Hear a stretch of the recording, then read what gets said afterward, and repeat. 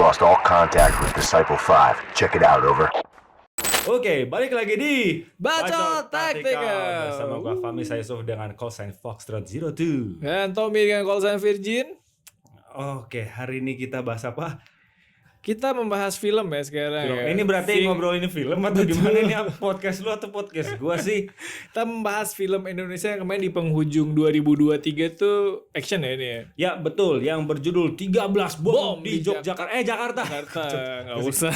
Jakarta ya. Sorry, Nggak usah ngelawak. Iya. Ngelawak dikit lah biar menghibur, Tom. Karena kita selain cinta penduduk Indonesia, Ya. kenapa kita bahas? Karena kita sempat ada ini ya, dapat satu scene. Ya, kita sempat dapat satu scene, tapi muka kita nggak kelihatan pokoknya. Muka gue kelihatan. Oh, muka lu kelihatan ya? 4 detik. Oh, lu masih mending. Gua yang kelihatan itu adalah punggung gua dan kaki doang deh. Oke. Gue pakai waktu itu rambut gue lagi mohak kan. Kita suruh pakai topi sama estradanya. Ah, sayang banget. Biar nggak ke distract. Karena habis itu kan kita nggak ada lagi. Iya sih, emang nggak masalah waktu lu botak nih jerawat di sini banyak banget tuh. Anjing. Enggak. Gua waktu juga rambut lagi jelek-jeleknya gitu. Wah, ya udah kita syuting. Oke, jadi 13 bom di Jakarta. Kita ini kan sebagai Airsoft-er, Betul. Filmmaker. Ya, filmmaker, dan kita juga sedikit latihan tactical drill, dan gua sendiri ya sering main lah, sering studi lah. Betul. Cukup jam terbangnya cukup banyak ya Bapak Fahmi ya. Ya, saya sebagai pilot. Waduh. Pilot drone. Jadi sebenarnya film 13 bom di Jakarta tuh membahas tentang apa sih, Fam? Tentang ada 13 bom di Jakarta. Enggak sih, ini pada intinya iklan. Enggak. Iya, betul. Orang-orang pada bilang iklan, padahal ini sebenarnya Indodax the movie. emang film tentang Betul. si Indodax itu ya, si Om William sama Om Oscar. Jadi emang gua ngeliat di beberapa FVP di TikTok, dia bilangnya emang dulu pernah kejadian ada teroris yang minta 100 Bitcoin ya. Enggak tahu deh. Wih, keren banget. Ini baru riset, bagus. Iya, gua kemarin nggak riset sih. Waktu itu muncul di riset. Wah, info bagus nih. Itu yang ngomong, gua lupa si Oscarnya atau Williamnya itu yang bilang. Jadi dulu ada teroris yang Tapi bukan di Indo kan? Indo, Bapak. Oh, oke. Jadi luar biasa banget. Ini bukan sponsor ya. Ya, Tapi semoga kita disponsori oleh tapi kita haus ya soalnya. produk. Salah gelas. Ya, jadi kita tapi di sini mau membahas tentang tentunya action scene-nya sebenarnya di sini karena kita kan Ya, betul. sama juga bacot tactical. Ya, Jadi- bacot tactical. Jadi kita ngebahas soal tacticalnya. Karena di film ini luar biasa banget, melibatkan bukan replika senjata api loh. Iya, Senjata api betul. replika Reals, ada, iya. tapi pada saat hanya fight scene doang, karena kan lu butuh Ya, fight. harus dibanting kan. Ya, harus dibanting, harus digebukin ke elunya gitu kan. Dan ini mereka luar biasanya menggunakan tim armory yang membawa senapan api beneran, tapi dengan peluru blank. Betul. Dan itu pertama kali gue megang senjata organik tuh di situ sebenarnya di film ini. Oh ya, Iya, MPX waktu itu kita dapat. MPX kan 9mm. Ini MCX, Pak. MCX maksud saya. Riset. Betul sekali. Dan Ya. itu ya, gua kali pertama melihat bentuk MCX in Ganteng. real life, ganteng banget. Itu beratnya kayak GBR, coy. Kenapa kita nggak foto megang itu agak close up ya gitu? Itu nggak boleh waktu itu ya soalnya. Ya, enggak sih.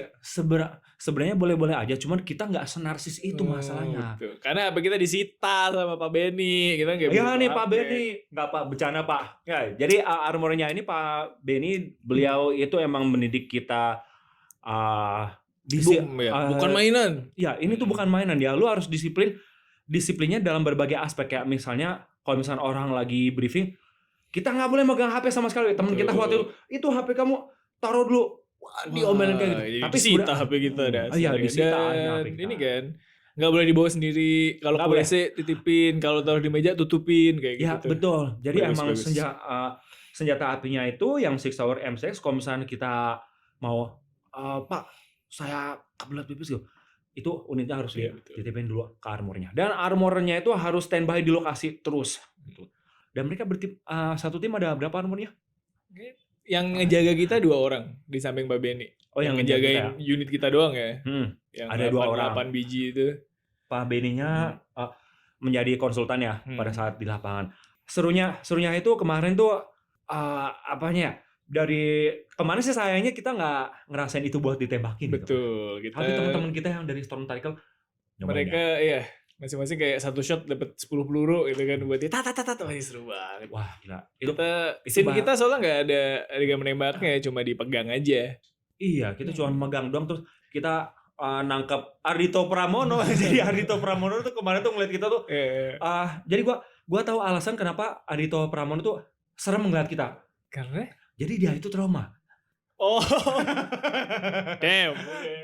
Sorry ya, bro. Tapi kan kita Iya. sok kenal anjir enggak. Gua sama dia Gue baru salah satu yang tekniknya gue cukup suka tuh si Pak Benny kan dia waktu ngebrief kita tuh, oke kita lihat ya, Ya. chamber kosong ya, magazine kosong ya, masukin, klik, safety on, dah, itu kayak di film-film lain kayak enggak sebegitunya ya, di kan. film lain ya ini Ya karena properti senjata, karena senjata asli sih.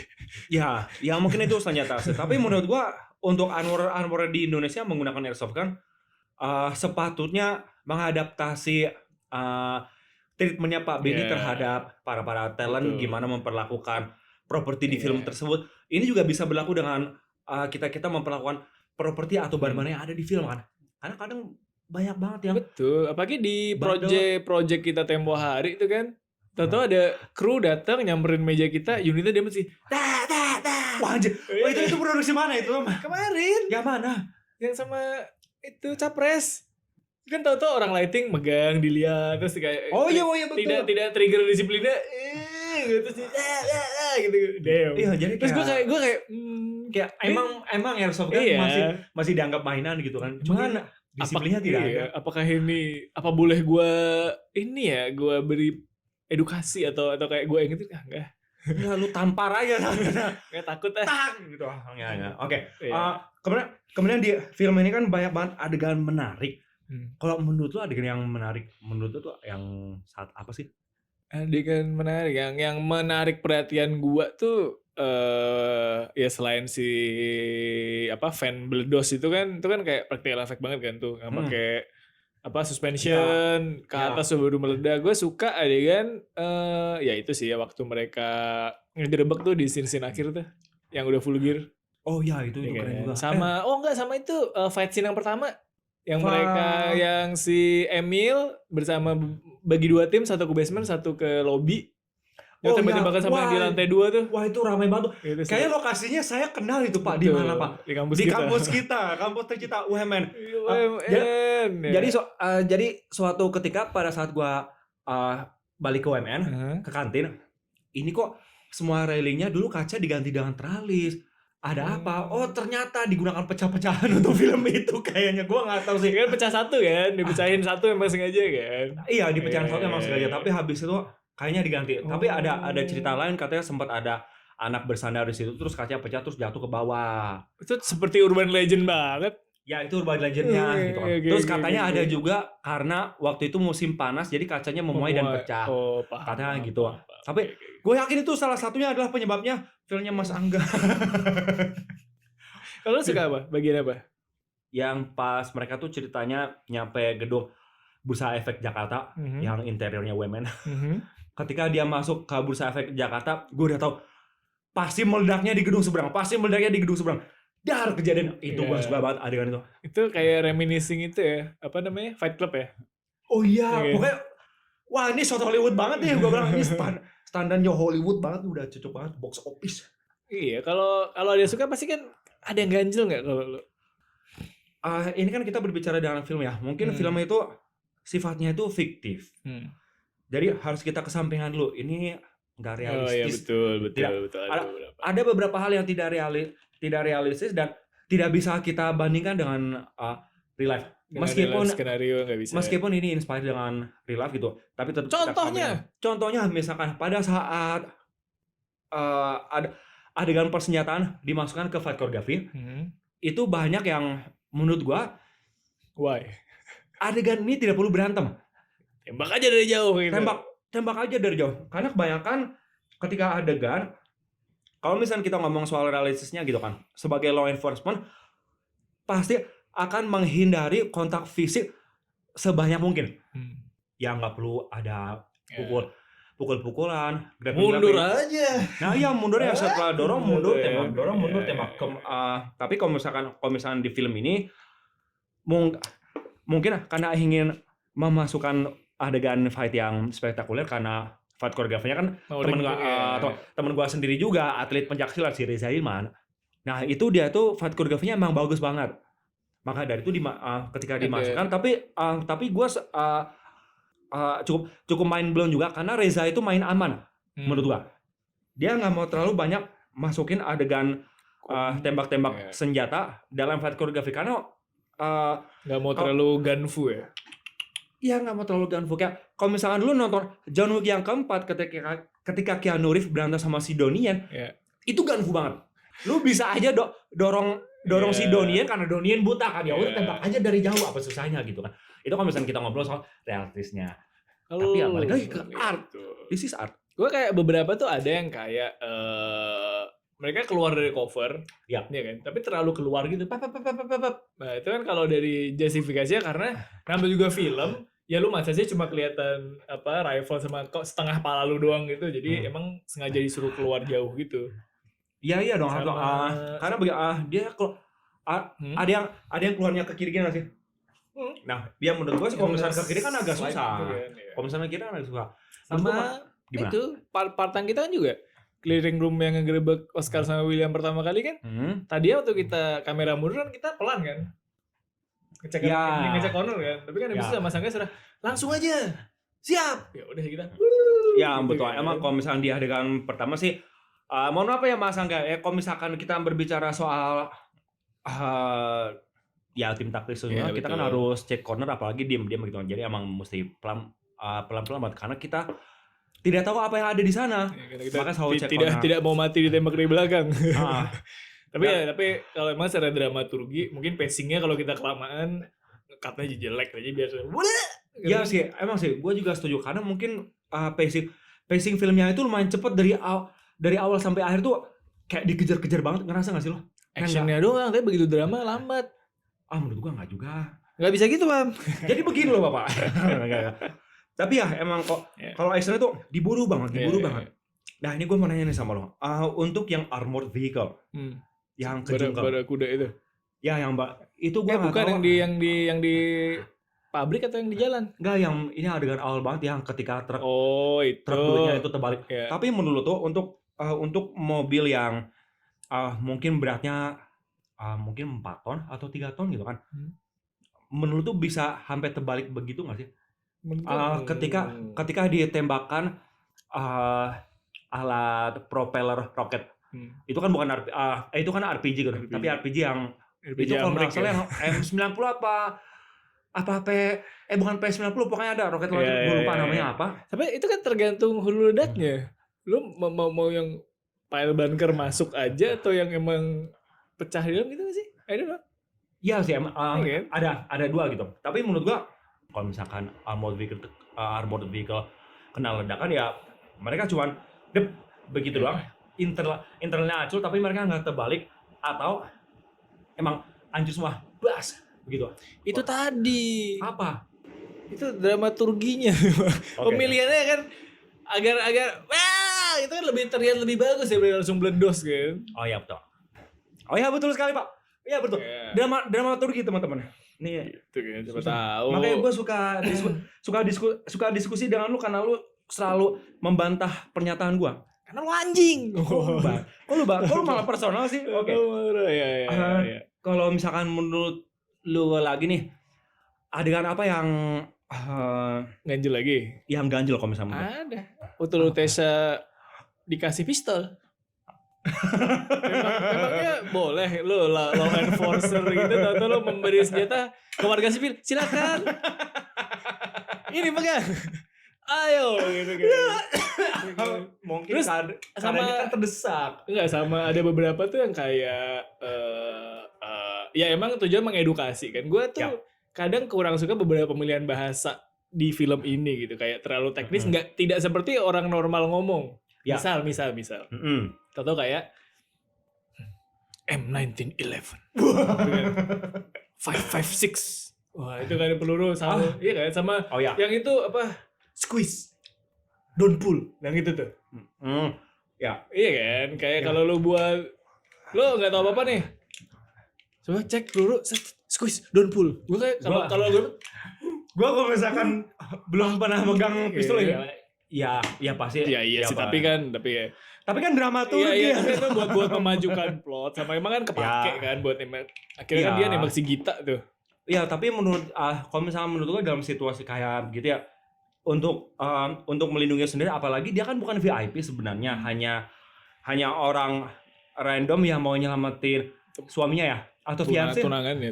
Ya, tunangannya kan. Jadi lu mau nyelamatin tunangan lu enggak? Ya udah lu harus berjuang.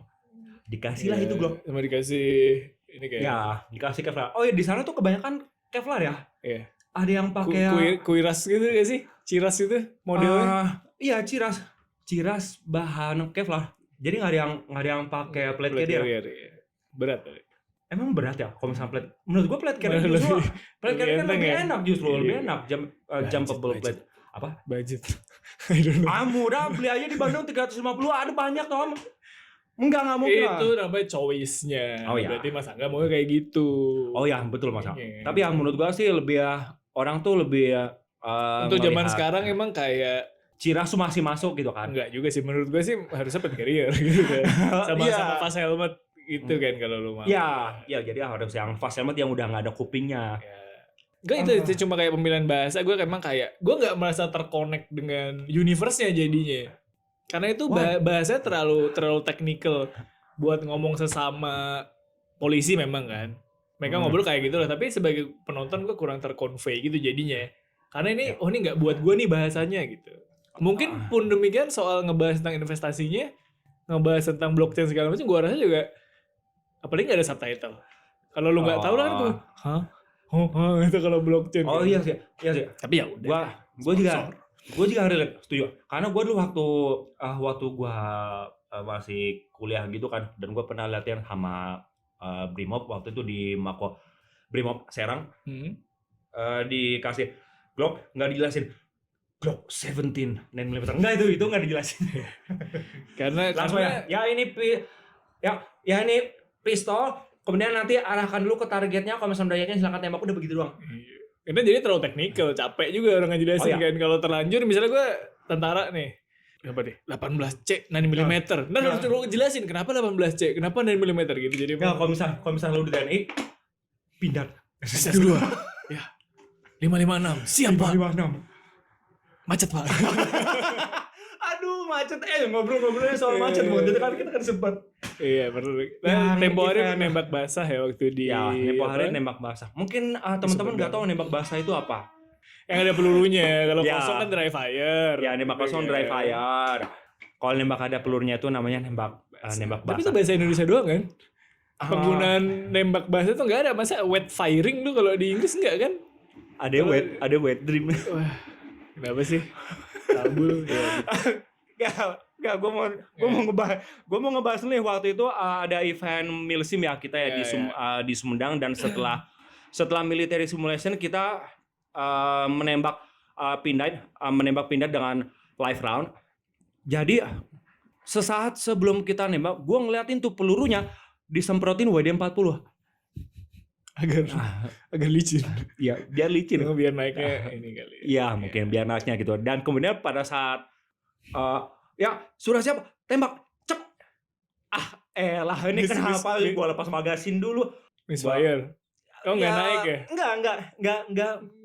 Enggak feeding aja gitu. Habis itu gue tembak kosong, gue masukin, ceprak. Gue cek, prak. Oke, siap. Ini tepat ya? Ini tepat. Dar, 50 pertama. Kanan kiri Pak, jauh banget anjir. Apalagi kita pakai pisir kan, nggak pakai optik aja kayak mata saya -5. Iya, Cok. Dan kayaknya sih gua rasa itu kan peluru latihan. Jadi curah ya. Ya mungkin yang bisa kita sebut dengan peluru curah dan kurang akurasi. Tapi kalau misalkan pindah ada peluru premium yang sebenarnya itu yang biasa mereka gunakan untuk kompetisi. Makanya dulu kan sempat berapa tahun berturut-turut Indonesia juara nembak kan. Kita bisa kembali ke 13 bom Jakarta. Oh iya, gua lupa ngobrol 13 bom di Jakarta. Jadi senjata-senjata yang ada di 13 bom di Jakarta waktu itu gua suka dengan Smith & Wesson shotgun. Yang itu double DS12 itu ya? Yang DS12 keren banget anjir. Itu soalnya Pak Benny pas cerita, ini dia ngasih lihat. wah ini shotgun baru kemarin Smith and Wesson DS12. Gue pengen nyobain cowok aja. Itu baru kali pertama muncul dia perfilman Indonesia. Pun demikian si MCX-nya juga. MCX-nya juga baru muncul gitu kan. Dan itu yang bikin gue wah gila. Berarti sebenarnya kalau dari sisi akurasi alutista kita sebenarnya enggak sekeren itu ya kita ya. I don't know, nanya ini, gak usah kamu, saya nggak tahu. Siapa bilang yang di alusista itu yang hanya terlihat di permukaan doang, sebenarnya rahasia persenjataan TNI itu masih banyak, Pak. Kita punya Steyr AUK, jadul sih. Kita punya M4, jadul sih ya. Kita punya MCX pokoknya. Gue dengar kabar Indonesia itu emang beli MCX, mungkin mereka mau reverse teknologi MCX mungkin ya. Dan mereka beli beberapa. Kenapa nggak gitu ya? Apanya? Kenapa Indonesia nggak kayak Cina gitu beli lisensi AK jadi Norinco, atau orang Australia beli lisensi AUK mereka bikin sendiri? Nah mungkin kita harus menanyakan itu kepada Ministry of Defense kita. Betul. Pak, enggak, kita nggak bahas ke sana sih. Oke, balik lagi ke 13 Bom Jakarta. Lu suka nggak? Gini. Nanti kita langsung ke finish line deh. Oke. Coba.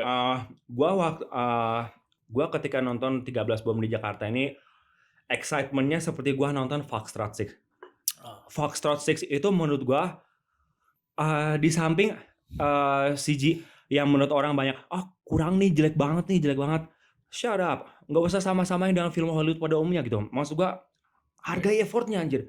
Mereka berani. Poinnya. Iya, poinnya tuh mereka berani gitu. Karena kita bekerja di industri ini sih ya, masalahnya. Because you work in this industry, bro. Iya, itu kayak kata-kata bosnya cewek lu ya.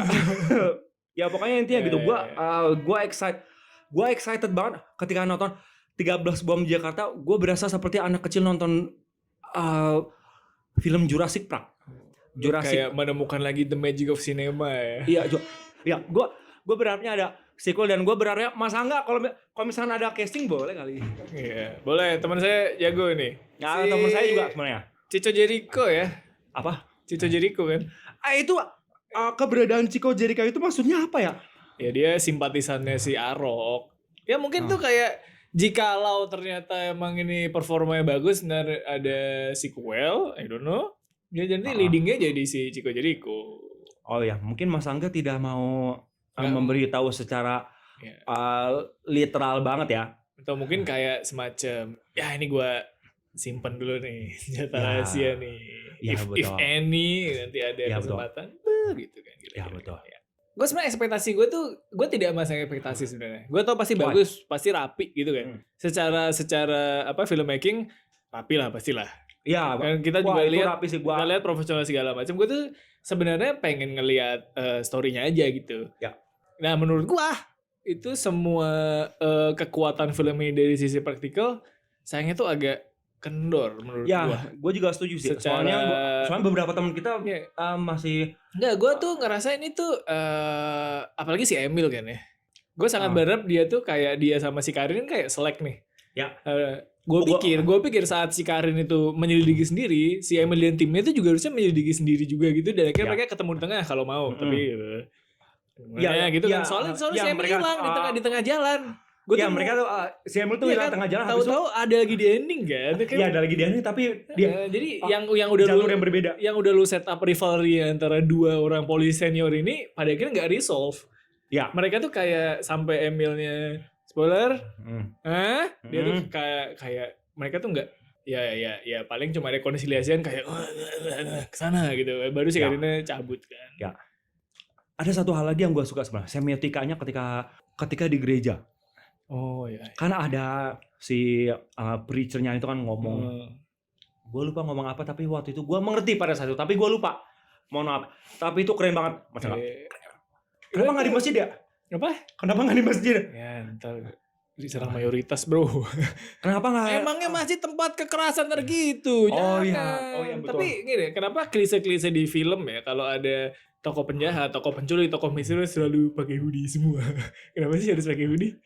Ya kenapa? Kenapa nggak pakai topi aja kayak atau emang ya nggak apa liatin aja kan mereka Ya. nothing tulus mereka orang-orang di sini kan join sama Arok karena mereka sudah kehilangan semuanya Oh, ya, gitu betul. kan. Why? kenapa nggak pakai masker aja gitu kan? Ya, Karena mungkin. karena masih Karena apa- itu pilihannya Mas Angga ada Oh, diam. iya betul sorry. Ya, Iya betul sorry. gitu. Oke. Harapan lu untuk perfilman action di Indonesia terutama yang darderan kayak gitu. apa? Ini benchmarknya tinggi ya di sini ya. Dan mereka tuh Oh, kayak sampai ending mereka menghindari di mana ada fight yang enggak karena mereka punya senjata, mereka menghindari kayak tahu itu enggak ada cuma di ending doang. Dan itu pun kayak tetap kepake di ending kan yang menghabisi si pistolnya itu kan. Oh iya betul. Jadi gue tuh harusnya ada emang genre film Indonesia sendiri yang action. Kalau emang senjata api, coba deh yang senjata api semua gitu. Yang enggak yang enggak usah yang nggak atau usah yang resort to berantem-beranteman hand to hand gitu. enggak Ya, usah. gua gitu. Gua setuju banget. Gimana kalau misalnya kita yang bikin film itu? Let's go. Oke, let's go.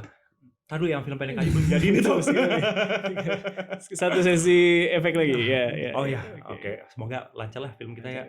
Oke, teman-teman, kayaknya cukup sekian ya sih pembahasannya karena sebenarnya kita udah mentok pembahasannya itu aja. Dan kita berharap nanti untuk kedepannya siapa tahu masih di luar sana masih banyak filmmaker yang berani untuk unjuk gigi. Oke, gua bikin film action juga tentang peperangan, ngeledakin kapal, ngejatuhin Monas. Why not? Why not? Gue keren banget kan CGI-nya berat. Oke, bagi teman-teman yang belum nonton film 13 Bom Jakarta, Karena ini sangat bold. hal apa? Bold. Ini berani. Pulpen. Blok. Bagi teman-teman yang belum subscribe, please subscribe karena subscribe itu gratis. Dan kalau misalnya mau ada kritik, saran, atau mau caci maki kita, Tulis di kolom komentar. Samperi rumah Fahmi saya. nggak usah ngapain. Nggak mendingan ke apartemennya Tommy Ya, aja. kenapa? Oke. Kalau begitu cukup sekian aja kontennya. Gua Fahmi Saisuf dengan call sign Factor 02. Gue Tommy dengan call sign Virgin. And we are signing out and we see you on the field.